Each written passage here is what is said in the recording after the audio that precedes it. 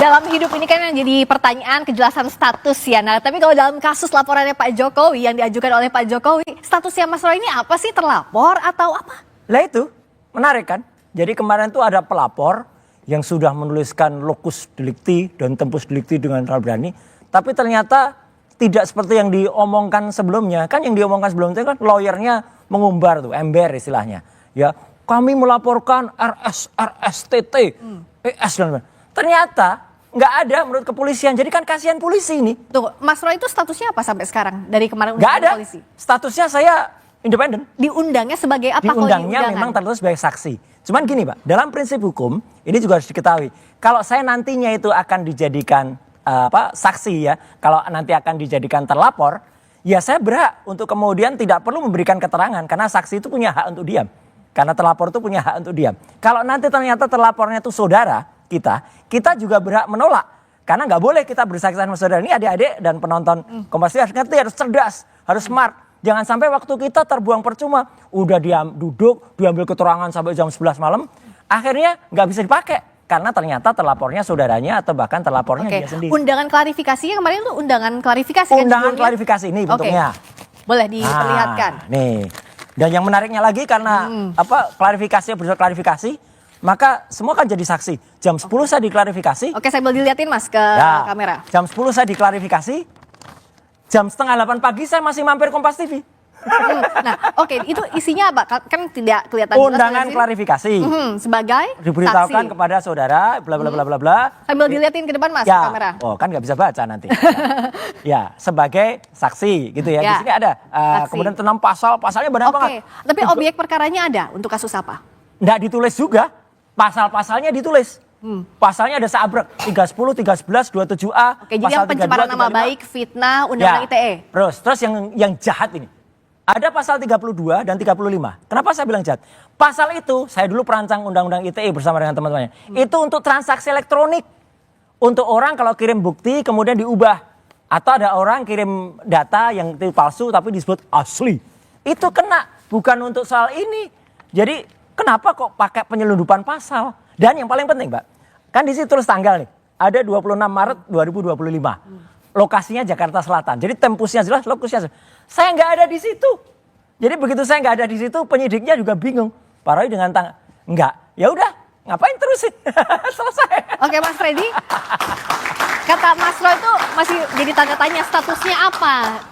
Bukan terlapor. Apa Mas Freddy lihat apakah kasus ini tanda kutip coba-coba karena tidak ada terlapornya siapa begitu, tapi sudah disampaikan ke publik? Ya, nanti biar Polri yang menjelaskan, tapi saya coba menanggapi. Jadi ketika kita membuat laporan, ya kan di situ identitas pelapor ditulis, kemudian siapa yang dilaporkan ditulis, ya kemudian apa yang dilaporkan ditulis. Nah nanti penyidik menulis itu. Nah kemudian itulah yang menjadi istilah di publik. Bahkan penyidik juga sering menggunakan itu. Kalau sudah masuk di dalam proses penyidikan, maka akan menjadi saksi pelapor, saksi terlapor, kan begitu. Nah mungkin ini tadi saya belum lihat, tapi dari sepintas itu ini adalah undangan klarifikasi. Nanti Bapak bisa membantu menjelaskan. Undangan klarifikasi itu biasanya itu masih dalam tahap penyelidikan. Ya, nanti dicari keterangan, dikumpulkan keterangan-keterangan, bukti-bukti awal, apakah laporan atau yang dilaporkan ini memenuhi cukup bukti awal untuk sampai ke tahap penyidikan. Nanti biasanya di tahap penyidikan itu sudah ada tersangkanya. Jadi tidak ada yang salah kalau dari tidak ada yang salah, itu biasanya proses yang biasa di dalam proses penyelidikan di polisi. Demikian. Oke, dari Pak Arianto, kalau dari proses yang sekarang kan kemarin diundang klarifikasi Mas Roy, tidak ada nama terlapornya, secara hukum acara pidana apakah ini sesuai atau tidak? Maaf, saya tidak mau menjawab yang teknis ini ya. Tapi saya akan ingin melihat masalah ini, masalah besar, global. Ya. Bagi polisi ya, gonjang-ganjing, gaduh kayak gini ini ya. Itu sudah sehari-hari itu makanan kita itu. Siap. Polisi itu setiap hari menghadapi sengketa. Cuman bukan sengketa perdata tapi sengketa pidana. Kasus ini yang terjadi adalah sengketa pidana antara dua pihak. Yes. Yang satunya lagi menuduh sana pakai ijazah palsu dan yang dituduh nggak merasanya. Yang dituduh itu balik menuduh bahwa itu menebarkan berita bohong.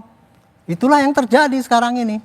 Dan di dalam dunia sengketa itu kalau masing-masing menganggap dirinya benar itu ya udah wajar udah. Dengan alasan yang panjang lebar silakan lah.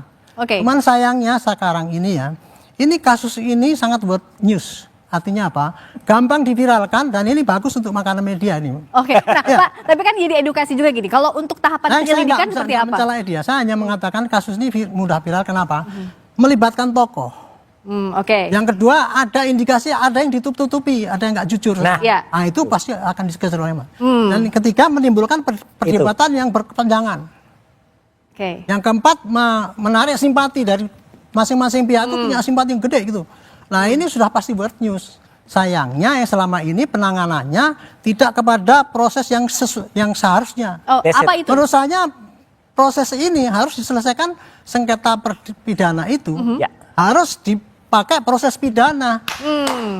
Pidananya satu ya, ada dua nih pidananya. Ada dua pidana. Pidananya satu, orang menuduh ijazah palsu. Itu nanti akan kita cek nanti apakah ijazah itu betul apa tidak. Mana yang salah, mana yang benar.